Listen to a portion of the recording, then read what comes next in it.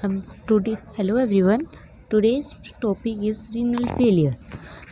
The first it में no कि renal failure है क्या।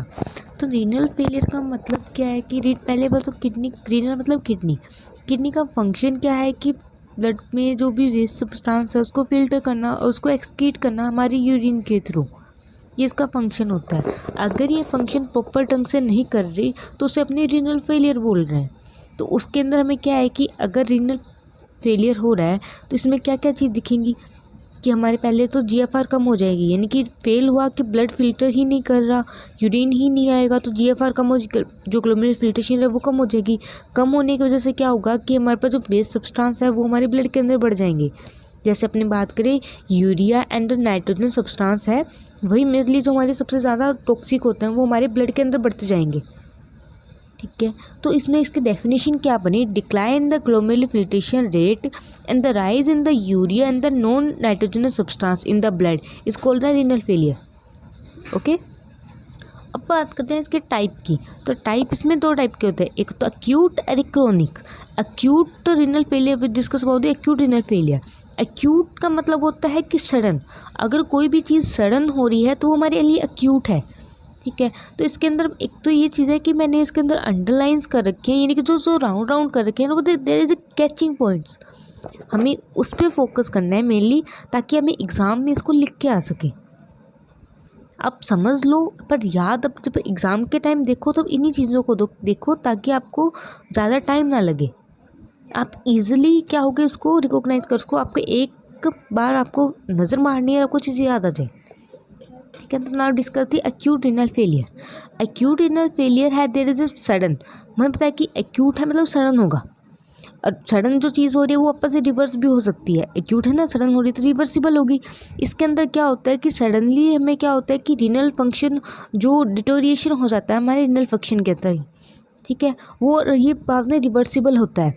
ये हमारे पास जो ये एक्यूट डिटोरिएशन होता है रीनल फंक्शन में, वो क्या होता है कुछ वीक्स या फिर डेज़ के अंदर हो जाता है, क्योंकि सडन है यानी कुछ डेज़ लेगा या फिर वीक्स है, उसके अंदर ही हमारे पास क्या रीनल फंक्शन में डिटोरिएशन हो जाएगा। इसके अंदर क्या होता है कि जब डिटोरिएशन हो रहा है यानी कि फंक्शन प्रॉपर नहीं हो रहे हैं उसके, तो उसमें क्या होता है रैपिड राइज होता है हमारे पास ब्लड यूरिया के अंदर। और अपने को क्या क्या सिम्टम दिखते हैं इसके अंदर, सबसे पहले दिखा ओलिगोयूरिया। ओलिगोयूरिया मतलब क्या होता है कि हमारे पास ब्लड जो फिल्टर नहीं हो रहा, जिसकी वजह से यूरिया यानी कि यूरिन है वो कम आ रहा है। ओलिगोयूरिया मतलब यूरिन कम पास होना। ठीक है, क्योंकि जीएफआर पहले डिक्रीज है, रीनल फेलियर मतलब जीएफआर डिक्रीज हो रही है, जीएफआर डिक्रीज हो रही है तो हमारे पास अपने आप यूरिन नहीं आएगा, तो मतलब ओलिगोयूरिया हो जाएगा। अगर ओलिगोयूरिया हो रहा है, यूरिन नहीं आ रहा, तो मतलब कि क्या होगा कि और क्या चीज़ें दिखेंगी हमारे ब्लड के अंदर, acid base balance, fluid and electrolyte balance है वो डिस्टर्ब हो जाएंगे, यानी कि इसके अंदर डिस्टर्ब हो गए। और इसके कोजेस हो सकते हैं प्रीरीनल, रीनल और पोस्ट रीनल, इसके कोजेस हो सकते हैं। सबसे पहले अपने इसके कोजेस की बात कर लेते हैं। तो इसके कोजेस में अपने देखें कि प्रीरीनल कोजेस क्या होते हैं। ठीक है, प्रीरीनल एआरएफ यानी कि एक्यूट रीनल फेलियर के प्रीरीनल कोज। प्रीरीनल नाम से ही पता चल रहा है कि जो कोज कुछ ऐसा होगा कि जो हमारी किडनी तक पहुँचने से पहले कोई दिक्कत हो जाए। रीनल यानी कि प्रीरीनल यानी कि किडनी से पहले कोई दिक्कत है, यानी कि मेरी किडनी में कोई दिक्कत नहीं, मेरी किडनी सही है, पहले कोई दिक्कत होगी तो होगी। तो प्रीरीनल क्या होगा कि क्या दिक्कत हो सकती है, आपको सोचें तो पहले कोई ब्लड ही नहीं आ रहा होगा, अगर पेशेंट के यानी किडनी तक ब्लड नहीं पहुंच रहा होगा तो भी जीएफआर कम हो सकती है। तो मतलब उसके हमें भी देखना है कि ब्लड नहीं पहुंच पा रहा किडनी तक तभी जीएफआर कम हो रही है, तो उसकी क्या रीज़न है ब्लड ना पहुँचने के। ठीक है, अब ये क्या होगा कि इसमें क्या हो सकता है कि हमारे पास ओलिगोयूरिया, जिसकी वजह से अगर ब्लड नहीं पहुंच रहा, ठीक है, तो वहाँ पे क्या ओलिगोयूरिया हो जाएगा और एन्यूरिया हो सकता है। ओलिगोयूरिया तो हमें पता ही है क्या होता है कि ब्लड जो यूरिन है वो कम आना। एन्यूरिया का मतलब है यूरिन आना ही नहीं आए, मतलब आ ही नहीं रहा यूरिन, रिड्यूस हो जाएगा GFR. Renal perfusion restore immediate, हमें पता है कि पेनल आ रहा है तो थोड़े टाइम के एक्यूट है तो मतलब थोड़े टाइम के बाद रिस्टोर हो जाती है। और इसके अंदर साइन में अपने को क्या क्या दिख रहेगा, अब ये पेनल के कोजेस क्या हो सकते हैं वो देखने हैं। तो देखो कि मेरे रीनल में कोई दिक्कत नहीं है, पेनल कोज के अंदर देखूं तो क्या हो सकता है कि ब्लड कम क्यों आ रहा होगा किडनी तक, या तो कोई हेमरेज हो जाए या फिर सीवियर बर्न हो जाए, हमें पता है कि सीवियर बर्न होता है, उस केस में भी हमारे पास फ्लूइड का और इलेक्ट्रोलाइट वगैरह का इम्बैलेंस होता है, जो हमारे पास जो लॉस होता है, तो उस वजह से सीवियर बर्न की वजह से भी हो सकता है, या फिर कोई क्रशिंग इंजरीज हो जाए जिसमें ब्लड लॉस हो चुका है हमारा, कोई शॉक यानी कि हाइपोवोलेमिक शॉक की वजह से, केस की वजह से, जिसमें हमें फ्लूइड है वो हमारे पास लॉस हो रहा है। फ्लूइड लॉस होने के कारण जैसे डायरिया भी हो सकता है, डायरिया की वजह से, या फिर किसी को फीवर है तो उस केस में स्वेटनिंग के थ्रू भी हमारे पास लॉस हो जाता है, बट वो इतना मेजर नहीं होता, ठीक है, बट लिटिल बिट हो जाता है। मेन तो कौन सा हमारे डायरिया की वजह से हाइपोवोलेमिक शॉक हो सकता है, सेप्टिसीमिया हो गया, कार्डियक फेलियर हो गया, इस केस में भी हमारे पास पंप नहीं कर पा रहा ब्लड, तो हमारे पास जो किडनी तक पहुंच नहीं पा रहा ढंग से, पेनक्रेटाइटिस हो गया, एनेस्थीसिया दे रखा है अपने किसी पेशेंट को, तो उस केस में भी क्या थोड़ा सेडेशन की वजह से इसमें पेशेंट में नहीं पहुंच रहा।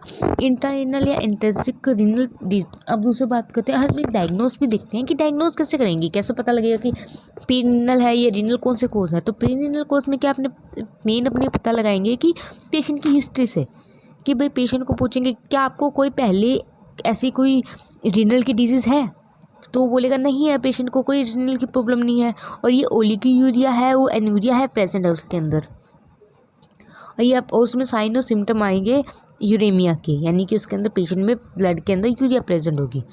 और ट्रीटमेंट इसको बोलते हैं करेक्ट डिसऑर्डर को जो भी है, जैसे कि हेमरेज है तो उसको ब्लड को रोक दें, ठीक है, शॉक है उस केस में अपनी क्या वाटर को दे दें, ठीक है, यानी कि डायरिया हो रखा है तो उसमें इलेक्ट्रोलाइट बैलेंस कर ले, अपने ORS को कोल वगैरह दे दे, तो वो सिम्टोमेटिक ट्रीटमेंट है उसका। जो उसका डिसऑर्डर है, जिस डिजीज़ की वजह से जिस वजह से भी हमारे पास लॉस हो रहा है उसको ट्रीटमेंट करेंगे, ठीक है, ये चीज़ होगी। अब बात करते हैं कि इंट्रारीनल या फिर इंट्रेंसिक रीनल डिजीज, नाम से ही पता लग रहा है कि इंट्रारीनल रीनल के अंदर ही कोई डिजीज़ कोई प्रॉब्लम हो रखी है, यानी कि कोई ऐसा चीज़ है कि जो रीनल में ही प्रॉब्लम आ रही है, यानी डायरेक्ट रीनल किडनी का डैमेज हो रहा है, ठीक है, यानी कि कुछ किडनी में डिजीज़ हुई, कुछ भी हुआ टॉक्सिक की वजह से, कुछ भी टॉक्सिन्स ऐसे ड्रग की वजह से, कुछ टॉक्सिन्स की वजह से, या बैक्टीरिया एंडोटॉक्सिन्स की वजह से, या फिर जिसकी वजह से क्या हो किडनी में क्या हुआ डैमेज हुई, और उसकी वजह से उसके फंक्शन लॉस हुए, और उससे फंक्शन लॉस हुए तो उसको ब्लड नहीं पहुंचेगा तो इस्कीमिया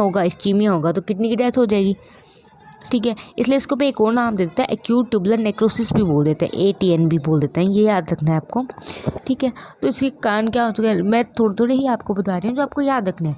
नेफ्रोपैथी हो गया, रीनोवेस्कुलर ऑब्स्ट्रक्शन हो गया, ठीक है, रैपिड प्रोग्रेसिव ग्लोमेरुलोनेफ्राइटिस हो जाता है, या फिर एक्यूट ट्यूबुलर नेक्रोसिस हो जाता है, ये कैसे हो सकते हैं, या टॉक्सिमिया और इस्कीमिया हो जाता है इसकी वजह से, ठीक है। ये कोजेस हैं हमारे पास इंट्रारेनल के, ठीक है।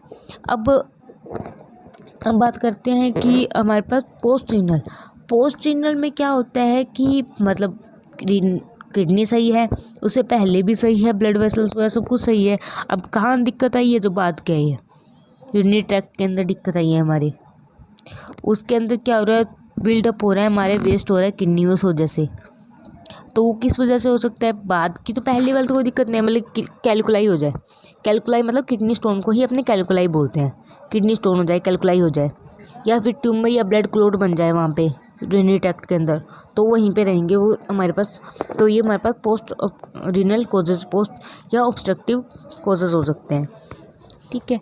अब अपने बात करते हैं, इसके अंदर एक पैराग्राफ दे रखा है जिसमें हमें एक्यूट और क्रोनिक का अपने डिफरेंस दे रखा है, तो हम ये देखेंगे एक्यूट के अंदर क्रोनिक के अंदर डिफरेंस देख लेते हैं। तो एक्यूट तो मतलब नाम से पता लग रहा है डे और वीक के अंदर हो जाएगा ये जो हमारे पास रीनल फेलियर होगा। क्रोनिक लंबे टाइम से चलेगा, मंथ भी लग सकता है उसको, ईयर भी लग सकता है, ठीक है। और जो मंथ ईयर लग रहा है वो तो रिवर्सिबल कभी नहीं होगा, वो इरिवर्सिबल होगा। जो एक्यूट है वो रिवर्सिबल हो जाता है, यानी कि सडन क्या आपका वो हेमरेज की वजह से या कुछ की वजह से वापस से वाटर को वगैरह देंगे तो अपने आप बैलेंस हो जाएगा। और जो हमारे पास एक्यूट रीनल फेलियर है उसके कोजेस हो सकते हैं प्री रीनल, रीनल और पोस्ट रीनल, जिसके बारे में हम डिस्कस कर चुके हैं। और हमारे पास जो क्रोनिक वाला है उसके कोजेस होता है रीनल या फिर एक्स्ट्रा रीनल कोजेस हो सकते हैं, कोई डिजीज़ की वजह से हो गया, ठीक है, यानी कुछ ऐसे की वजह से, या रीनल को किडनी ही फेल हो जाए, किडनी की प्रॉब्लम हो जाए कुछ। उसमें जो हमारे पास ARF के अंदर होता है हमारे पास यूरेमिया के साथ ओलिगोयूरिया होता है या एन्यूरिया हो जाएगा, उसके अंदर मेनली पॉलीयूरिया देखने को और नक्टूरिया देखने को मिलेगा। इसमें symptom and sign of the uremia are the recent onset के अंदर दिखेंगे, यानी जल्दी से दिखेंगे। इसके अंदर क्या यूरेमिया की जो साइन है ब्लड के अंदर यूरिया है वो उसको अपीयर होने में 3 मंथ या उससे ज़्यादा लग जाते हैं। जो ARF है उसके अंदर हमें क्या होता है, रिड्यूस होता है GFR, एडिमा दिखेगा GFR पर जैसे कम हुई एडिमा दिखेगा, एडिमा होगा हमारे फेस का, फेस वगैरह पीठ वगैरह इनका एडिमा हो जाएगा क्योंकि वाटर रिटेंशन हो रहा है, जिसके एडिमा हो जाएगा। वाटर ज़्यादा है तो हाइपरटेंशन भी दिखेगी क्योंकि वजह से साल्ट वाटर रिटेंशन की वजह से। ठीक है, इसके अंदर साइन दिखेंगे ना, वो क्या होगा, साइन ऑफ द यूरेमिया दिखेगा और स्मॉल साइज ऑफ किडनी हो जाएगा CRF के अंदर हमें, क्योंकि पता ज़्यादा टाइम से कॉम्बिट टाइम से आ रही है दिक्कत, तो स्मॉल साइज ऑफ किडनी हो जाएगा। और एनीमिया के साइन भी दिखेंगे, हाइपरटेंशन के साइन दिखेंगे। अब अपने ARF के अंदर देखें तो ब्रॉडकास्ट और renal failure cast are absent, यानी कि कास्ट होते हैं ना, जैसे कि अपने WBC RBC के कास्ट दिखते हैं, जैसे ब्लड के जो क्लोट्स से दिखते हैं, धब्बे धब्बे दिखते हैं। ऐसे देसी लैंग्वेज से अपनी बात करें कि मतलब कि ब्लड के स्पोर्ट्स से दिख रहे होते हैं अपने को। ठीक है, यूरिन के अंदर इनके ब्लड आता है वो चीज़ें, या फिर जो WBC के स्पॉट्स अपने जब डायग्नोस करके देखते हैं माइक्रोस्कोप के अंदर वगैरह, तो वो चीज़ नहीं दिखती इसके अंदर। बट हमारे पास जो CRF है उसके अंदर प्रेजेंट होती हैं। अब एक एक्स्ट्रा देखिए स्पेसिफिक ग्रेविटी की बात करें तो हाई होती है इस केस में, क्योंकि बहुत ज़्यादा प्रोटीन वगैरह सब कुछ एक्यूट है, तो उसमें CRF के अंदर क्या होता है कि या तो लो होती है या फिर जितनी है नॉर्मल रहती है हमारे पास। और जो ARF है उसके अंदर कोई भी पास्ट या जो हमारे पास हिस्ट्री नहीं मिल देता पेशेंट डिजीज़ की, रीनल डिजीज़ की, इसके अंदर हिस्ट्री होती है पास्ट रीनल कोई डिजीज़ होगी उसको। डायलिसिस होता है वो हमारे पास रिक्वायर्ड हो सकता है, एक शॉर्ट पीरियड के लिए दे देते हैं, अगर मोस्टली पेशेंट अगर ज़्यादा ही सीवियर केस है तो अपने डायलिसिस करते हैं, वरना रिवर्स हो जाती है कंडीशन। इसके लिए रिक्वायर्ड होता है CRF के अंदर डायलिसिस, और लॉन्ग टर्म के लिए देना पड़ता है अपने को। और फाइनली इसका ट्रीटमेंट है किडनी ट्रांसप्लांट करना। अब बात करते हैं clinical course and the management of the acute tubular necrosis की। तो उसमें 3 फेजेस आते हैं, एक तो होता है ओलिगोयूरिक फेज़, दूसरी आती है डायरेटिक फेज़, तीसरी आती है रिकवरी फेज़। ठीक है, तो पहले बात करें ओलिगोयूरिक फेज़ की। ये मैनेजमेंट बोले तो ARF का तो हमारे पास ये आएगा मैनेजमेंट। ओलिगोयूरिक फेज़ में नाम से लगे इनके जिसमें यूरिन कम पास हो। ठीक है, यूरिन कितना पास कम हो, जैसे हमारे पास 500 ml है, उससे भी कम हमारे पास जो ब्लड है, सॉरी ब्लड नहीं, यूरिया है, वो क्या पास हो रहा हो, ठीक है, पर डे उसको है। इसके अंदर क्या होता है कि यूरिन के अंदर क्या हो, protein cast in the cells of WBC RBC हो, स्पेसिफिक ग्रेविटी होगी, वो क्या होगी, ज़्यादा होगी उसकी। और ये जो फेस होती है ना फ्यू वीक्स तक रहती है। ठीक है, आपने ज़्यादातर माने कि ओलिगोयूरिक फेज़ कितने दिन तक रह सकती हैं, 10 to 14 डेज तक ही हमारे पास ओलिगोयूरिक फेज़ देखने को मिलती है अपने। अगर ये ओलिगोयूरिक फेज़ होती है वो 4 वीक से ज़्यादा तक रह जाती है, तो उस केस में क्या होता है, ट्यूबुलर नेक्रोसिस हो जाता है। ट्यूबुलर नेक्रोसिस होगा तो एन्यूरिया हो जाएगा। हमें पता है एन्यूरिया का मतलब है जो यूरिन ही नहीं आएगा पेशेंट को, क्योंकि नेक्रोसिस हो चुका है ट्यूबुल्स का ही। और इसमें साइन में सिम्टम दिखेंगे इस वजह से यूरेमिक अपीयर, यूरेमिया के, यानी कि ब्लड के अंदर यूरिया के। और जब ये चीज़ कंडीशन होगी, ट्यूबुलर नेक्रोसिस होगा, तो हमें पता है कि बहुत सारी लाइफ थ्रेटनिंग कॉम्प्लिकेशन जैसे कि hyperkalaemia, pulmonary oedema, metabolic acidosis and infections हो जाएंगे। ठीक है, इसका ट्रीटमेंट क्या है, ट्रीटमेंट है पेशेंट को अलाइव रखना है अपने, इसके लिए जो प्रॉपर ट्रीटमेंट जो कोजेस हैं, जो चीज़ें सिम्टम आ रहे हैं उनका रिलीफ करेंगे। जैसे ट्रीटमेंट हो हाइपरकैलेमिया देंगे, ट्रीटमेंट हो उसके हाइपरटेंशन हो गया तो उसका ट्रीटमेंट, एडिमा हो रखा है तो उसका ट्रीटमेंट, वाटर इलेक्ट्रोलाइट इम्बैलेंस है तो उसका ट्रीटमेंट करेंगे, इन्फेक्शन है तो उसका ट्रीटमेंट करेंगे। ये ट्रीटमेंट होता है। जैसे ट्रीटमेंट होता है हाइपरकैलेमिया की बात कर लेते हैं, यानी कि जो हमारे पास इसके लिए क्या करेंगे, इंसुलिन एंड ग्लूकोज देंगे, या तो ग्लूकोज और ग्लूकोनेट दे दें, और या आयन जो एक्सचेंज एजेंट्स दे देंगे, जिसकी वजह से ये क्या मेंटेन हो जाए हमारे पास। और यह डायलिसिस है वो अपने करते हैं सीवियर हाइपरकैलेमिया की केस में ही जनरली। और हाइपरटेंशन है, हाइपरटेंशन में पता है डायरेटिक दे देंगे। हाइपरटेंशन हो क्यों रही है, सॉल्ट और वाटर रिटेंशन की वजह से। अगर सॉल्ट और जो वाटर है वो रिमूव हो जाए, वो अपने डायरेटिक के थ्रू दे सकते हैं। डायरेटिक से हमारे पास वाटर लॉस होगा, ठीक है, यूरिन ज़्यादा आएगा, उस वजह से अपने आप वाटर लूज होगा, तो हमारे पास हाइपरटेंशन कम हो जाएगी। या फिर अपने एंटी हाइपरटेंसिव ड्रग्स है वो भी दे सकते हैं। मेनली डायरेटिक्स में अपने क्या लूप डायरेटिक यूज़ करते हैं। अंदर water and the electrolyte balance के अंदर देखें तो ओलिगोयूरिया या वाटर लॉस होता है हमारे पास, वो 500 ml पर डे होता है हमें पता है। ठीक है, और वो जो हमारी जनरली स्किन और लंग्स के थ्रू होता रहता है।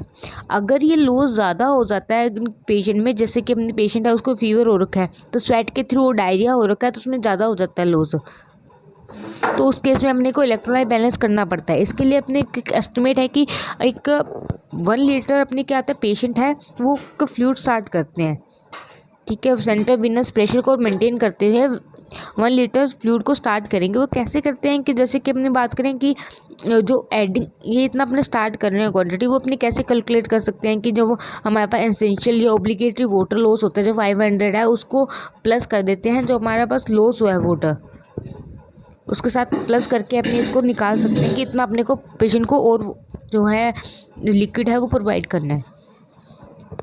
और अपने साथ में पेशेंट को बोलेंगे कि साथ में कि वो कि हाइपर कैलेमिया, अगर उसको हाइपर फोस्फेटेमिया हो रखा है तो इम्प्रूव करे अपनी डाइट को। और अपनी डाइट में क्या फॉस्फेट बाइंडिंग एजेंट जैसे कि एल्यूमिनियम हो गया, हाइड्रोक्साइड हो गया, या कैल्शियम रिप्लेसमेंट के थ्रू कैल्शियम को रिमूव कर देंगे, ये चीज़ ले। अपने प्रोटीन के लिए क्या है कि प्रोटीन अपने इंप्रूव करने के लिए एंडोजीनियस जो ब्रेकडाउन हो रखा होगा प्रोटीन वो ना हो, उसके लिए अपने इसको प्रोटीन डाइट को लेने को बोलते हैं पेशेंट को। साथ में अपने क्या करते हैं कि ग्लूकोज या फिर देते हैं अपने पेशेंट को, ताकि अगर पेशेंट है उसको वोमिटिंग या फिर डायरिया हो रखा है तो उसको ग्लूकोज के लिए बोलते हैं कि ग्लूकोज ले पेशेंट, ओरली भी ले सकता है, इंटरवेनसली भी ले सकता है। अगर पेशेंट को इन्फेक्शन हो रखा है किसी चीज़ से, तो इन्फेक्शन के लिए हमें पता है कि एंटीबायोटिक देनी होती है, तो वो एंटीबायोटिक प्रिस्क्राइब करेंगे पेशेंट को। And the next is the metabolic. अगर मेटाबॉलिक एसिडोसिस हो रखा है, मेटाबॉलिक एसिडोसिस है, उसके लिए अपने सोडियम बाइकार्बोनेट देते हैं। अब डायलिसिस की बात आती है तो डायलिसिस किस में करते हैं कि इंडिकेटेड होता है ओनली जब हम पता है कि अगर ओलिगोयूरिक सीवियर ओलिगोयूरिक पेशेंट है, ठीक है, और हमारे पास क्या होता है ब्लड में अंदर राइज हो रखा है यूरिया बहुत ज़्यादा, तो उस केस में डायलिसिस करते हैं। या फिर हाइपर कैलेमिया को सीवियर टाइप का होता है जो हमारे पास मेंटेन नहीं हो रहा मेडिकेशन से, तो अपने करेंगे। फ्लूइड ओवरलोड है वो भी मेंटेन नहीं हो रहा हमारे पास डाययूरेटिक लेने से या फिर कोई भी मेडिकल थेरेपी से, तो ट्रीटमेंट से, तो अपने क्या करेंगे इसके लिए डायलिसिस करते हैं। और मेटाबॉलिक एसिडोसिस सीवियर केस में है तो भी इसमें अपने डायलिसिस यूज़ करेंगे। सेकंड फेज़ होती है डाययूरेटिक फेज़। डाययूरेटिक फेज़ होती है वो 3 to 5 डेज की होती है, और जो हमारे पास डाययूरेटिक फेज़ है वो 3 to 5 डेज़ की है। और जो हमने बात की थी कि जो ओलिगोयूरिक फेज़ है वो हमारे पास 10 to 14 डेज़ की थी, ठीक है। डाययूरेटिक फेज़ के अंदर के नाम से पता डाययूरेटिक देने हैं अपने। डाययूरेटिक देने से क्या होता है कि ज़्यादा से ज़्यादा फ्लूइड लॉस होता है, यानी कि यूरिन के थ्रू। तो कितना होगा, वो क्या होता है कि बहुत ज़्यादा लार्ज अमाउंट में हमारे पास क्या होगा कि यूरिन का लॉस होगा। 3 to 5 लीटर जो यूरिन होगा वो पर डे रिमूव होगा। इसमें हमने क्या होगा, पर इतना रिमूव हो रहा है, इतना लूज़ हो रहा है, इतना लॉस हो रहा है वाटर का, तो उस केस में क्या होगा फ्लूइड है रिप्लेस इमिडिएटली, ठीक है। तो उसमें केस में क्या होगा कि बैलेंस नेगेटिव वाटर बैलेंस का रिस्क रहता है, यानी कि जब हमारा इलेक्ट्रोलाइट फ्लूइड है वो रिप्लेस हो रहा है एडिक्वेटली, तो हमारे पास क्या हो रहा है कि उसको अपने फ्लूइड इलेक्ट्रोलाइट बैलेंस करके रखने की ज़रूरत पड़ती है। इसके लिए अपने पेशेंट को ग्लूकोज या ग्लूकोज सलाइन है इंट्रावेनसली या ओरली प्रिस्क्राइब करेंगे कि वो लेते रहें। और पेशेंट को बोलेंगे कि डाइट ले हमारे पास लगभग प्रोटीन ले पर डे, या फिर पेशेंट को एनकरेज करेंगे कि एडिक्वेट फ्रूट जूस ले ताकि उसको कंपनसेट हो जो फ्रूट लॉस हो रहा है, जो इलेक्ट्रोलाइट लॉस हो रहा है वो कंपनसेट हो सके। और ये डाइट अपने तब तक लेने को बोलेंगे जब तक कि वो पेशेंट है वो नॉर्मल नहीं हो जाता। अब रिकवरी फेज़ की बात करें तो 7 से 20 डेज की हमारी रिकवरी फेज़ होती है। इसके अंदर पेशेंट है वो पूरी तरह रिकवर हो जाता है, उसके जो फंक्शन है वो प्रॉपर्ली वापस नॉर्मल हो जाते हैं, उसकी GFR नॉर्मल हो जाती है, उसकी यूरिया जो ब्लड यूरिया है वो भी नॉर्मल, सीरम क्रिएटिनिन लेवल है वो सब कुछ नॉर्मल हो जाता है। Thank you.